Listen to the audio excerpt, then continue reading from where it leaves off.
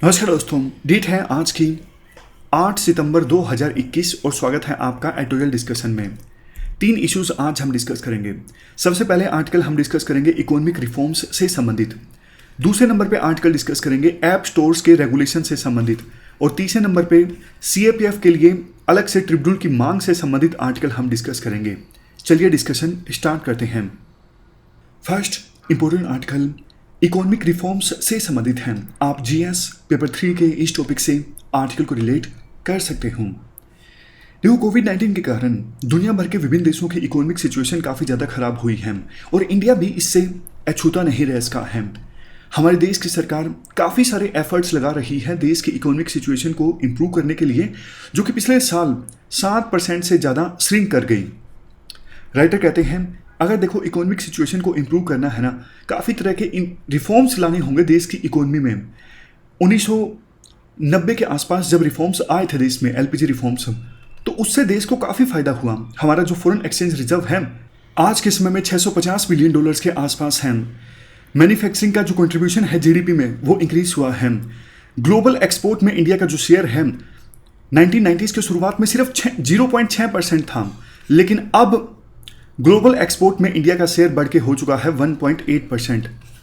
Information technology हमारे देश में काफ़ी ज़्यादा मजबूत हुई और इकोनॉमिक ग्रोथ रेट भी 6% से 8% के बीच में रही।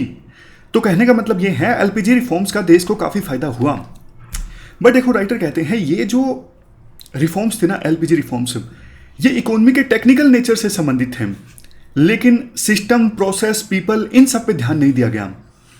जैसे देखो, राइटर एग्जाम्पल देते हैं, human capital, technology readiness, labour productivity, disposable income, capital expenditure, process innovation in the setting up of business और सबसे लास्ट में इंस्टीट्यूशनल कैपेसिटी। इन सब पर सरकार ने ध्यान नहीं दिया है। अब इन सब डोमेन्स में भी रिफॉर्म लाने की आवश्यकता है। इनमें से कुछ टर्म्स का मतलब हम जान लेते हैं। ह्यूमन कैपिटल का मतलब क्या होता है? देखो, इंडिविजुअल के द्वारा या फिर पॉपुलेशन के द्वारा जो भी स्किल, नॉलेज, एक्सपीरियंस को एक्वायर किया जाता है ना, उनके पास, इंडिविजुअल के पास या फिर पॉपुलेशन के पास स्किल, नॉलेज या एक्सपीरियंस होती है, वो होता है ह्यूमन कैपिटल। हमारे देश में दिक्कत यह है, ह्यूमन कैपिटल काफ़ी कम है। मतलब लोग काम तो करना चाहते हैं, अब उनके पास स्किल नहीं है, नॉलेज नहीं है, एक्सपीरियंस नहीं है, तो फिर काम मिलता नहीं है इस वजह से। नेक्स्ट है टेक्नोलॉजी रेडीनेस। इसका मतलब लोग कितना ज़्यादा कंफर्टेबल हैं नई टेक्नोलॉजी को अडोप्ट करने में अपनी होम लाइफ में और वर्क लाइफ में। अब जैसे देखो, डिजिटल पेमेंट्स हैं, लोगों ने बहुत ज़्यादा अडोप्ट किए हैं, लेकिन अभी भी बहुत सारी टेक्नोलॉजीज हैं जिन्हें लोगों ने अच्छे से अडोप्ट नहीं किया है। हमारे जो लोग हैं वो अभी भी पूरी तरह से टेक्नोलॉजी रेडी नहीं है। इसके बाद नेक्स्ट है लेबर प्रोडक्टिविटी। लेबर प्रोडक्टिविटी का मतलब ये है, हमारे देश में लेबर जो है वो 1 घंटे में देश की इकोनॉमी में कितना कंट्रीब्यूट करते हैं। जीडीपी का मतलब क्या होता है? एक निश्चित टाइम फ्रेम में, जिसे 1 साल लिया जाता है, 1 साल में कितना गुड्स एंड सर्विसेज जो प्रोड्यूस हुआ उसकी वैल्यू का सम। तो उसी प्रकार से 1 घंटे की लेबर से हमारे देश की जीडीपी में कितना कंट्रीब्यूट होता है, उससे हम लेबर प्रोडक्टिविटी निकाल सकते हैं। हमारे देश में लेबर प्रोडक्टिविटी काफ़ी कम है। वर्ल्ड बैंक के डेटाबेस के अनुसार हमारे देश में 2019 में पर कैपिटा जीडीपी बहुत कम थी, $2,104, जबकि वर्ल्ड एवरेज कितनी है? $11,429 है। और देखो, हमारे देश में आवरली वेजेस की बात करें तो है सिर्फ $1.7 हैं, जबकि यूएस में पर आवरली वेजेस कितने हैं? $38 हैं। जापान में कितने? $24 हैं। साउथ कोरिया में कितने? $20.7 हैं। और चाइना में आवरली वेजेस कितने हैं? $3.3 हैं। तो सोच के देखिए, इंडिया में आवरली वेजेस बहुत कम हैं, $1.7 हैं। तो जब देखो कोई मजदूर इतना कम कमाएगा तो उसकी डिस्पोजेबल इनकम तो बहुत ही कम होगी ना। डिस्पोजेबल इनकम मतलब नेट इनकम, टैक्स वगैरह हटा के जो इनकम होती है। इतनी कम इनकम पे वैसे भी टैक्स क्या ही बनेगा। तो डिस्पोजेबल इनकम जब देखो एक इंडिविजुअल की कम होगी तो जाहिर तौर पर वो कंज्यूमर ड्यूरेबल्स कम परचेज करेगा। जैसे टीवी है, फ्रिज है, मोबाइल फ़ोन है, ये तो वो कम परचेज करेगा ना, उसकी इनकम ऑलरेडी इतनी कम है। तो इंडिया में आवरली वेजेस इंक्रीज होने चाहिए। इसके बाद हमारे देश में R&D पर कितना कम खर्च होता है? सिर्फ 0.8% ऑफ जीडीपी, जबकि साउथ कोरिया में ना 4.5% of GDP research and development पे खर्च होता है। चाइना में 2.1%, ताइवान में 3.3%। जब देखो हम R&D पर कम खर्च करेंगे तो टेक्नोलॉजीज़ में इनोवेशन नहीं आ पाएगी, और टेक्नोलॉजीज़ में इनोवेशन नहीं आएगी अगर हमारे देश में, तो हमारे देश के लोग जो हैं वो भी टेक्नोलॉजी रेडीनेस नहीं रहेंगे ना, वो नई नई टेक्नोलॉजीज़ को अपनाने में कंफर्टेबल नहीं महसूस करेंगे। अगर हमारे देश में नई नई टेक्नोलॉजीज़ आती रहेगी तो उसका यूज़ भी बढ़ता जाएगा और लोग जो हैं वो कंफर्टेबल महसूस करेंगे नई टेक्नोलॉजीज़ को एडोप्ट करने में। इसके अलावा देखो हमारे देश में कैपिटल एक्सपेंडिचर कम रहता है, मतलब कि इंफ्रास्ट्रक्चर पर सरकार कम खर्च करती है, रेवेन्यू एक्सपेंडिचर ज़्यादा होता है, सैलरीज वगैरह पे इन पे ज़्यादा पैसा खर्च होता है। इंस्टीट्यूशंस भी वीक हैं, बिजनेस सर्विसेज प्रोसेसेस में भी इनएफिशिएंसी है, जिसकी वजह से देखो एंटरप्रेन्योर्स को बहुत सारी प्रॉब्लम्स का सामना करना पड़ता है। छोटी सी चीज़ देखिए, बिजनेस इस्टेब्लिश करने के लिए लैंड एक्वायर करने में ही बहुत दिक्कत आती है। मतलब एंटरप्रेन्योर्स का जिस चीज़ पे फोकस होना चाहिए कि इनोवेशन लाएं, ऑपरेशंस को इम्प्रूव किया जाए, उनका जो काफ़ी एनर्जी है वो बिजनेस को सेट करने में ही यूज़ हो जाती है। क्रिएटिव एनर्जी उनकी बस्ती बहुत कम है, ऐसा राइटर बोलते हैं। नेक्स्ट पॉइंट में राइटर ये बोलते हैं, चूंकि देखो आवरली वेजेस कम हैं तो देश में हाउस होल्ड इनकम कम है। हाउस होल्ड इनकम अगर कम होगी तो वो सामान नहीं खरीदेंगे, सामान नहीं खरीदेंगे तो डिमांड नहीं क्रिएट होगी, तो डोमेस्टिकली डिमांड ज़्यादा क्रिएट हुई नहीं।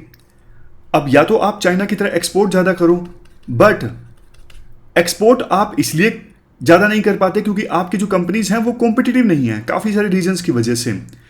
जैसे छोटा सा रीज़न है, आपकी टेक्नोलॉजी अच्छी नहीं है, लॉजिस्टिक्स जो है वो भी बेकार है। लॉजिस्टिक्स मतलब एक स्थान से दूसरे स्थान पर सामान भेजना कम पैसे में जल्दी। चाइना में लॉजिस्टिक्स बहुत अच्छे हैं, बड़े बड़े वहाँ पे पोर्ट्स हैं, इंफ्रास्ट्रक्चर काफ़ी अच्छा है ट्रांसपोर्ट संबंधित।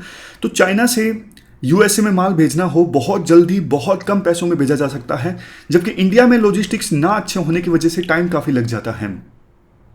इस वजह से जो बिजनेस फर्म्स हैं उनको रिटर्न्स भी काफ़ी कम मिलते हैं। तो इन सब इश्यूज को एड्रेस करने के लिए ना एक अलग से अप्रोच चाहिए। अब इकोनॉमी टेक्निकल रिफॉर्म्स तो आ गए, थोड़े बहुत और भी आने बाकी हैं, लेकिन अब ह्यूमन कैपिटल संबंधित, सिस्टम संबंधित और प्रोसेस संबंधित रिफॉर्म्स आने चाहिए। जैसे देखो ह्यूमन रिसोर्स कैपिटल को इम्प्रूव करना, R&D पर ज़्यादा फोकस करना, ज़्यादा इन्वेस्ट करना R&D पर। और ह्यूमन रिसोर्स कैपिटल को कैसे इम्प्रूव किया जा सकता है, जो ये देखो सोशल सेक्टर है ना, एजुकेशन सेक्टर है, हेल्थ हैं, इन पर ज़्यादा इन्वेस्ट करना। 8% ऑफ GDP अगर एजुकेशन पे ज़्यादा खर्च होगा, हेल्थ पे ज़्यादा खर्च होगा, तो ह्यूमन रिसोर्स कैपिटल अपने आप इंप्रूव होगा ना, अगर स्किल पे ज़्यादा खर्च होगा। नेक्स्ट, लैंड मैनेजमेंट अच्छे से करना ताकि बिजनेस इस्टेब्लिश करने के लिए लैंड ढूंढने में दिक्कत ना आए। बिजनेस सर्विसेज की जो क्वालिटी है उस पर फोकस होना चाहिए ताकि हमारी फर्म्स कॉम्पिटिटिव रहें दूसरे देशों की फर्म्स के मुकाबले में। टेक्नोलॉजी रेडीनेस हमारे देश में इंप्रूव होनी चाहिए। टेक्नोलॉजी रेडीनेस इंप्रूव होगी तभी तो R&D में इन्वेस्ट करने में और ज़्यादा इंसेंटिव मिलेगा। अगर देखो कंपनीज को पता है कि हम जो टेक्नोलॉजी डेवलप करने जा रही हैं इसका लोग इस्तेमाल कर लेंगे, इसकी एप्लीकेशंस का लोग इस्तेमाल कर लेंगे, तो उनके लिए इंसेंटिव होगा कि हाँ R&D पर खर्च करेंगे तो फ़ायदा ही होगा, क्योंकि लोग जो है टेक्नोलॉजी रेडीनेस है उनमें। लेबर प्रोडक्टिविटी को इंप्रूव करना और पर कैपिटा इनकम पर भी ध्यान देना, ये सारी चीज़ें सरकार को करनी होगी अगर सरकार फर्दर रिफॉर्म्स लाना चाहती हैं। फिर से कंक्लूजन में ये कहा जाता है, अभी तक के जो रिफॉर्म्स थे ना वो टेक्निकल रिफॉर्म्स थे, जो हमारे देश की इकोनॉमी है ना उससे संबंधित टेक्निकल रिफॉर्म्स थे, लेकिन अब जो रिफॉर्म आने चाहिए वो आने चाहिए देश के ह्यूमन रिसोर्स से संबंधित, इकोनॉमी के स्ट्रक्चर से संबंधित और इकोनॉमी के प्रोसेस से संबंधित। इस प्रकार से हमने पूरा आर्टिकल डिस्कस किया। चलते हैं आगे।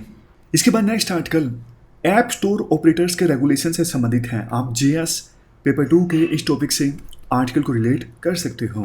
देखो, जब भी आप गूगल प्ले स्टोर से या फिर एप्पल का भी जो ऐप स्टोर है वहाँ से कोई एप्लीकेशंस को डाउनलोड करते हो ना, तो वो एप्लीकेशंस जो इन ऐप पेड होती हैं, मतलब आपको ज़्यादा फीचर्स अगर यूज़ करने हैं तो थोड़ा पैसा देना पड़ेगा। तो फिर पेमेंट आप कैसे करते हो? पेमेंट करने के लिए इन्हीं का पेमेंट सिस्टम होता है, या तो गूगल का या फिर एप्पल का। तो इन्हीं के पेमेंट सिस्टम से जब आप पैसे देते हो तो ये गूगल और एप्पल ये ना कुछ पैसे अपने पास रख लेते हैं। मान लीजिए आपने 100 रुपये की एप्लीकेशन परचेज की तो 30 अपने पास रख लेंगे, 70 दे देंगे उस एप्लीकेशन वाले को जिसकी एप्लीकेशन आपने परचेज की है। ये ऐसे करते हैं। तो ना अभी साउथ कोरिया में एक कानून आया है कि ये जो ऐप स्टोर वाले हैं ना, एप्पल गूगल, ये अपने पेमेंट सिस्टम के लिए मजबूर नहीं कर सकते कस्टमर्स को कि हाँ आपको कोई एप्लीकेशन परचेज करनी है तो इन्हीं के पेमेंट सिस्टम से आपको ऐप परचेज करनी होगी। और भी जो पेमेंट गेटवेज हैं जैसे रेजर पे है, इंस्टा मोजो है, ये तो इंडिया में है। तो मतलब इन पेमेंट गेटवेज से भी आप ऐप परचेज कर सको और सीधा पैसा जाए एप्लीकेशन वालों के खाते में। मान लीजिए ओनली इसकी एप्लीकेशन है, आपने परचेज की, 100 रुपये की एप्लीकेशन है, तो सीधा पैसा ओनली के अकाउंट में जाए, ना कि गूगल या फिर प्ले स्टोर के पास, गूगल या फिर एप्पल वालों के पास, जो कि कमीशन काट के फिर ओनली उसको पैसा दे। नहीं, ऐसा नहीं होना चाहिए। सीधा पैसा जाए ओनली वालों के पास में। और गूगल और एप्पल ये थोड़ा सा फीस ले सकते हैं ओनली से, ताकि इन्होंने अलाउ किया है ओनली की एप्लीकेशन को अपने प्लेटफॉर्म पर रखने के लिए, इसके लिए वो थोड़ी फीस वसूल सकते हैं। और इसी से संबंधित बिल आया है साउथ कोरिया में। बिल का एक्ट का नाम है टेलीकम्युनिकेशन बिजनेस एक्ट। अब देखो, इसके जवाब में गूगल और एप्पल वालों का बहुत कुछ कहना है। वो कहते हैं हम एक ऐसा प्लेटफॉर्म प्रोवाइड कर रहे हैं जिससे आप पूरे वर्ल्ड के यूजर्स आपकी एप्लीकेशन को परचेज कर सकते हैं। तो इतना बड़ा प्लेटफॉर्म जब हम आपको प्रोवाइड कर रहे हैं, थोड़ा तो कमीशन हमारा बनता है ना। जैसे देखो, एप्लीकेशन को बिल्ड करने में पैसा लगता है, हमने भी तो इस इतने बड़े प्लेटफॉर्म को बनाया है, उसमें पैसा लगा है, उसकी मेंटेनेंस में पैसा लगता है, प्लेटफॉर्म को साफ सुथरा रखने में, कोई घटिया एप्लीकेशन ना आ जाए, पैसा लगता है। तो फिर कैसे काम चलेगा अगर आप हमें कमीशन ही नहीं दोगे। कुछ एक्सपर्ट्स देखो वैसे ये बोलते हैं, ये जो गूगल प्ले स्टोर है या फिर एप्पल ऐप स्टोर है ना, इनकी मोनोपोली है जिसका वो गलत इस्तेमाल करते हैं एप्लीकेशन ओनर्स के अगेंस्ट। यूएसए में देखो इसी प्रकार का एक बिल इंट्रोड्यूस किया गया यूएसए की कांग्रेस में, to promote competition and reduce gatekeeper power in the app economy, increase choice, improve quality and reduces cost for the consumers. हुआ ये, एपिक गेम्स एक गेम वाली कंपनी है, उनकी एप्लीकेशन होस्टेड थी एप्पल स्टोर पर, एप्पल की जो एप्लीकेशन स्टोर है वहां पर। तो इन्होंने एपिक गेम्स ने ना अपना खुद का पेमेंट सिस्टम इस्तेमाल करना स्टार्ट कर दिया। एप्पल वालों को ये बात अच्छी नहीं लगी कि भाई तुमने अपना पेमेंट सिस्टम क्यों इस्तेमाल करना स्टार्ट कर दिया। तो एप्पल की जो एप्लीकेशन स्टोर है ना, वहां से एपिक गेम्स एप्लीकेशन को हटा दिया गया। तो ये कोर्ट में चले गए एपिक गेम्स वाले। अभी मामला चल रहा है, देखना बाकी है कि क्या फैसला आता है। बट हाँ, इतना ज़रूर है कि ये जो गूगल प्ले स्टोर है या फिर एप्पल का एप्लीकेशन प्ले स्टोर है ना, ये बैकफुट पर है, ना सिर्फ वर्ल्ड के विभिन्न देशों में बल्कि इंडिया में भी मांग उठ रही है कि इनको रेगुलेट किया जाए। इंडिया में भी एक Rajasthan based non profit organization है, टुगेदर वी फाइट सोसाइटी। उन्होंने भी इस इश्यू पर पिटीशन फाइल की है कंपटीशन कमीशन ऑफ इंडिया के पास। अब देखना ये होगा कंपटीशन कमीशन ऑफ इंडिया कोई इन्वेस्टिगेशन का आदेश देती है या फिर नहीं देती है। गूगल के खिलाफ भी पिछले साल इसी प्रकार के एलिगेशंस लगे थे और इन्वेस्टिगेशन स्टार्ट की थी कंपटीशन कमीशन ऑफ इंडिया ने। तो देखो, हमारे देश में भी इन ऐप स्टोर्स को रेगुलेट करने के लिए कानून आ सकता है। वैसे भी गवर्नमेंट ई कॉमर्स के मामले में काफ़ी संजीदा है। सरकार ने open network for digital commerce setup किया था ताकि ई कॉमर्स मार्केट को डेमोक्रेटाइज किया जा सके। और जो हमारे देश में छोटे छोटे सेलर्स और डेवलपर्स हैं, उनको प्रोटेक्ट करना जरूरी है। टेक्नोलॉजिकल इनोवेशन का जो इकोसिस्टम है, इसको नुकसान पहुंचाए बिना। समझ गए? मतलब टेक्नोलॉजी का जो इकोसिस्टम है ना, ये भी सुरक्षित रहे, लेकिन छोटे छोटे सेलर्स, छोटे छोटे डेवलपर्स जो एप्लीकेशन को डेवलप करते हैं, उनको भी प्रोटेक्ट करना जरूरी है। ये पूरा आर्टिकल हमने डिस्कस किया। चलते हैं आगे। नेक्स्ट आर्टिकल सीएपीएफ के लिए अलग से ट्रिब्यूनल की मांग से संबंधित है। आप जीएस पेपर 3 के इस टॉपिक से आर्टिकल को रिलेट कर सकते हो। क्या कंटेक्स्ट है? हाल ही में देखो, मिनिस्ट्री ऑफ होम अफेयर्स ने एक ऑर्डर इशू किया सीआरपीएफ हेडक्वार्टर को। 23 अगस्त 2021 को ये ऑर्डर जारी किया गया था, जिसमें कहा कि अदर सीएपीएफ के जो एक्ट्स और रूल्स हैं ना, उसमें सिक्योरिटी फोर्स कोर्ट का भी प्रोविजन होना चाहिए, ताकि वो ऑफिसर्स जो अपनी ड्यूटी में कोताही बरतते हैं, उनके खिलाफ डिसिप्लिन संबंधित एक्शन को इनिशिएट किया जा सके। देखो, अभी ये ऑर्डर क्यों जारी किया गया मिनिस्ट्री ऑफ होम अफेयर्स ने? सीआरपीएफ के देखो बहुत सारे ऑफिसर्स हैं ना, वो जितने दिनों की छुट्टी लेते हैं ना, उससे ज़्यादा दिनों की घर रहते हैं। मतलब वो आते नहीं है काम पे। छुट्टी ली मान लीजिए 1 महीने की, 3 महीने 6 महीने तक वो अपनी छुट्टी को अपने आप से एक्सटेंड कर लेते हैं। तो उनके खिलाफ कायदे से तो डिपार्टमेंटल इंक्वायरी होनी चाहिए, डिसिप्लिनरी एक्शन उनके खिलाफ लिया जाना चाहिए। बट बहुत ज़्यादा डिफ़िकल्ट हो जाता है। अब क्यों डिफ़िकल्ट हो जाता है? क्योंकि देखो जो नॉन गेस्टेड ऑफिसर्स होते हैं उनके खिलाफ तो डिपार्टमेंटल इंक्वायरी कंप्लीट हो जाती है 3 से 6 महीनों के बीच में, लेकिन जब गेस्टेड ऑफिसर्स को चार्जशीट किया जाता है ना तो इंक्वायरी में बहुत समय लग जाता है। यूपीएससी, सीवीसी, डीओपीटी, एमएचए सबको लिखा जाता है डिपार्टमेंटल इंक्वायरी कमेटी के द्वारा कि आपकी क्या राय है इन ऑफिसर्स के ऊपर, इन ऑफिसर्स के कंडक्ट के ऊपर। और इंक्वायरी कमेटी जब इंक्वायरी कंडक्ट करती है ना तो उस समय जिस ऑफिसर पर चार्ज लगा है कि उन्होंने तय सीमा से ज़्यादा समय तक छुट्टी पर वो रहे, वो काम पर नहीं लौटे जब उन्हें लौटना था, तो वो होते हैं चार्ज्ड ऑफिसर। तो चार्ज्ड ऑफिसर के साथ साथ प्रेजेंटिंग ऑफिसर जो केस को प्रेजेंट करते हैं, और चार्ज्ड ऑफिसर के डिफेंस असिस्टेंट जो चार्ज्ड ऑफिसर को यानी जिन पे आरोप लगा है उनको डिफेंड करते हैं। इन तीनों का इंक्वायरी कमेटी के सामने मौजूद रहना जरूरी होता है, लेकिन तीनों में से कोई भी एक अपीयर नहीं होता तो मामला पोस्टपोन हो जाता है। समझ गए? और अगर इंक्वायरी चार्ज्ड ऑफिसर के बिना कंडक्ट होती है ना, जिस पर आरोप लगा है उसके बिना अगर इंक्वायरी कंडक्ट होती है तो फिर चार्ज्ड ऑफिसर को रिकॉर्डेड स्टेटमेंट्स, दूसरे डॉक्यूमेंट्स भेजने पड़ते हैं बाय पोस्ट से, और पोस्टल डिले हो जाता है। और देखो होता ये है, जो वो कमेटी, वो अथॉरिटी जो इंक्वायरी कंडक्ट करती है ना, वो भी सर्विंग ऑफिसर होते हैं, और जिन पर आरोप है वो भी सर्व कर रहे होते हैं, क्योंकि अब तो वो ड्यूटी पे लौट गए होते हैं।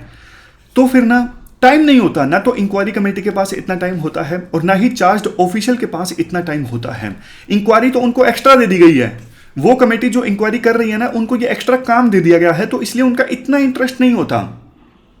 इसीलिए होम मिनिस्ट्री ने कहा है सीआरपीएफ वालों को कि आप एक एसएफसी यानी कि सिक्योरिटी फोर्स कोड को इस्टेब्लिश कीजिए, जो कि इन ऑफिसर्स के खिलाफ जो अपनी ड्यूटी में कोताही बरते हैं उनके खिलाफ कार्रवाई करेंगे। मतलब जो इंक्वायरी है वो इस कोर्ट में चलेगी।